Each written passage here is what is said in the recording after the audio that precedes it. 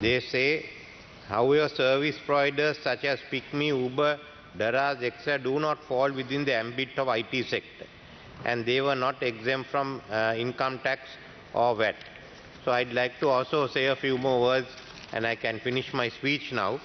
There has been questions as to VAT being applied at 18% on this whole sector. I'd like to say IT services provided to persons outside Sri Lanka for which payments are received in foreign currency are exempt from income tax. Supply of IT services was liable to VAT until 31st December 2019 and exempt from VAT only from 1st of January 2020. IT services will be liable for VAT effective from 1st January 2024 by the new amendment.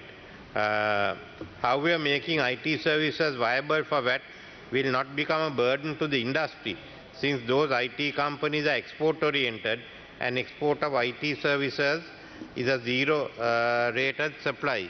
Furthermore, even in India, the GST rate for all kinds of IT software supply services products are 18%. Now we have decided as a policy to increase the VAT up to 18%. Then it must apply to all sectors. You can't exempt some sectors and others. Now many in the IT sector have said they can go ahead, provided certain assistance are given to them. Some of the others are complaining, but they have always been complaining. When we tried in 2003 to bring Tata in, they all complained. But they have to look at, to digitalize revenue collections and the home affairs services. Now they said they can do it. Up to date we have nothing. Now we are piggybacking on Aadhaar system again after 20 years. Then similarly, when we started this in 2015, there was a big debate as to whether you need foreign personnel. And this was the biggest debate, not how we increase it. And finally, there were no foreign personnel. Half the people who shouted are now leaving the country. We are having a serious dearth of people. So what we are doing now is to ask if any company wants people from abroad, we'll allow it. We're going to train more people, but that will not, in fact, resolve the issue of trained people. Experienced people have gone out. So if a company wants a foreign personnel, we'll let them come in. Whatever we have collected by increasing to 18%, will come back to the sector, because there's 1.5 billion rupees kept aside for research just on AI, and another 8 billion for all other technological research, of which I am sure this sector should take anything from 1 to 2 billion. So it's about 3.5 billion. What we are doing is we are shifting the emphasis onto research and helping research. Because if you look at the potential of the IT industry, even Slashcom used to talk of 5 billion. We haven't hit 2.5 billion yet. And I think you can go up to about 7 billion. So wherever they want to go ahead, the government is prepared to support them, and we are moving very fast towards the digitalization. And we will be looking in the next 2-3 years to do that. We'll go piggyback on India and then let us develop it. So the whole digital sector will expand, which you might pay 18% VAT, but you are going to expand here in Sri Lanka, and that's the development. Then we have to send in the personnel who are required, and AI especially, the government has given focused on it, because AI is the future, and we should expand on artificial intelligence. Otherwise we will be competing with Myanmar to have low income, low wage manufacturing. So we are having the new agency will be the digital transformation agency, and they will have policy work. They won't get like ITCA, they won't get involved in project management. And that was this was built, and I think Mr. Ranil MP knows, this was to be for 10 years. And then they kept extending it. But you need a new agency, and within that will be the AI center. The other one is the digital, Technology and Innovation Board Council, which will look at commercializing innovations in the field of technology. They are the people who lose the 8 billion, of which part anyway can go to IT, part for the others. So they will certainly work on this field. The National Science Foundation will be of pure research. We'll make some of the monies available for National Science Foundation. So there's money available. It's nearly 9.5 billion rupees is available this next year for research. We had never made that much of money available. For the first time that money is being available. So we have to become a country that has a strong science and technology base. We cannot survive without it. Connected to that is the agricultural modernization. Modernization of agriculture again is increase in productivity and applying of technology. We are going to apply technology, and part of this money is available for the application of technology in agriculture. We have a limited land space, land available. So we have to maximize. To maximize output, we must also use technology. So this is the second area, and we are bringing the University of Agrotechnology, which will update the research institutions and work to back up the modernization scheme in Sri Lanka. We are combining the private sector and the public sector together. In most areas, our productivity is low, whether it be tea or whether it be paddy or others. So we have to increase productivity. Then there are problems, as you know, with rubber. There are many issues that we have to resolve on rubber. So that's the second one. Third area we are looking at is the renewable energy. Sri Lanka has vast potential for renewable energy. We are only looking at net zero for Sri Lanka's supply. But that's not what we have to look at.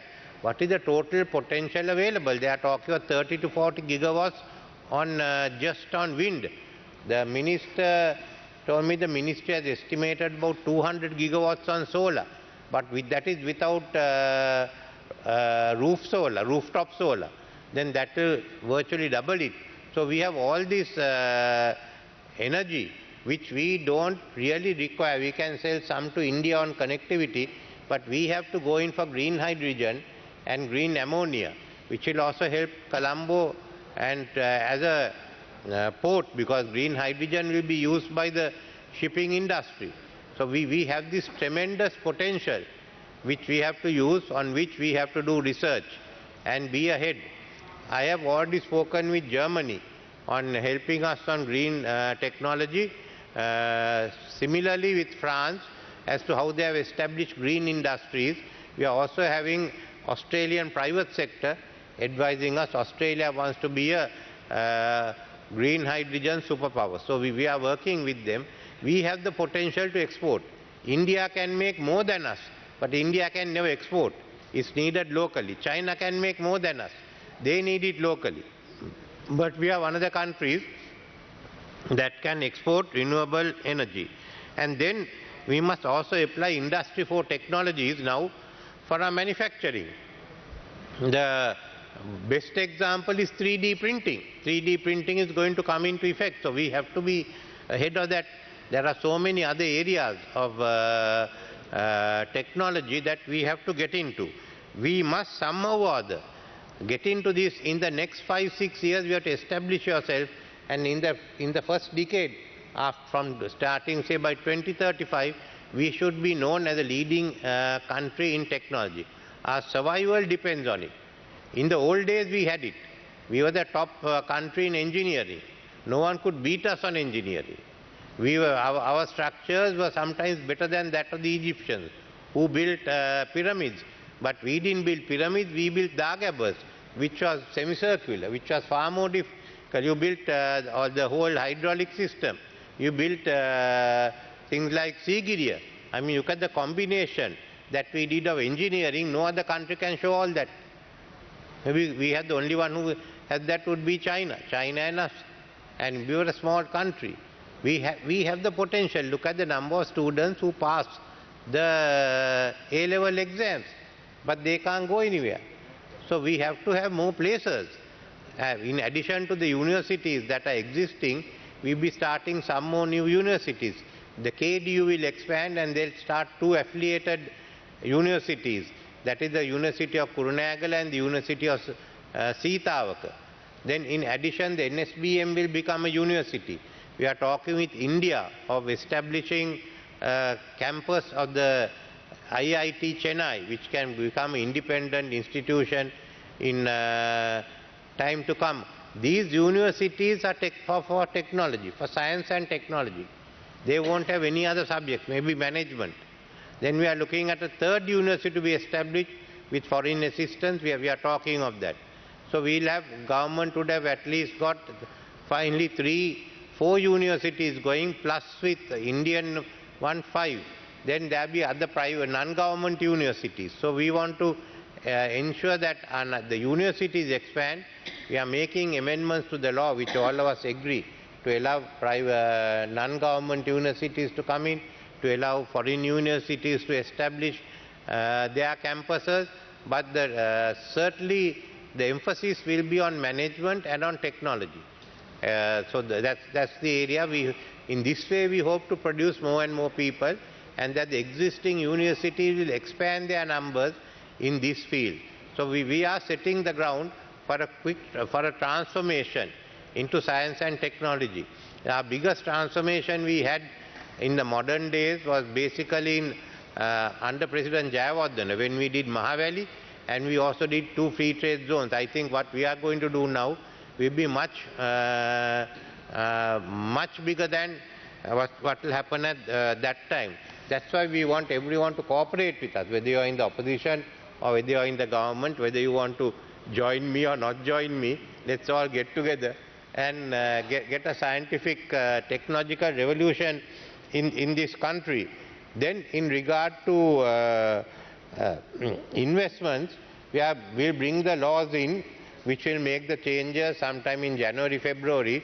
The BOI and EDB will be scrapped. It will be replaced by the Economic Commission, which is to draw investment into the country in all fields, and it will be done quite differently from what we are going to do now. I will brief the members of the House at that time. Then the industrial estates, the investment zones will be separated, and there will be a investment infrastructure corporation which will set up the investment promotion zones. We will allow the private sector, the government to do it. All of them will be registered as public companies, and then you will provide the services.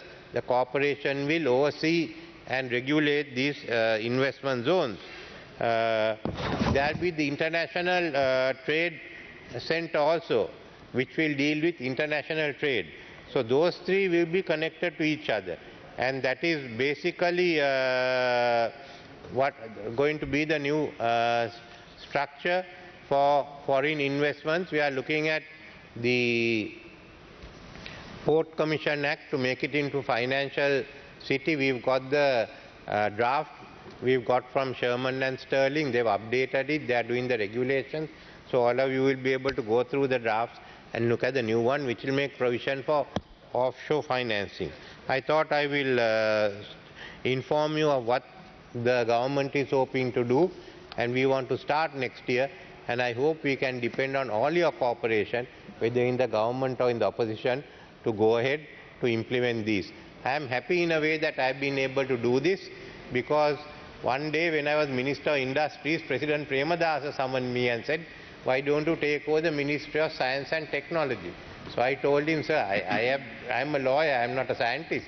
He said, "Doesn't matter. You take it over," and I was able to work a lot there, and I am happy that I have the opportunity again holding the same ministry. Thank you. AdaDerana YouTube නාලිකාව YouTube AdaDerana දැන්ම subscribe කරන්න.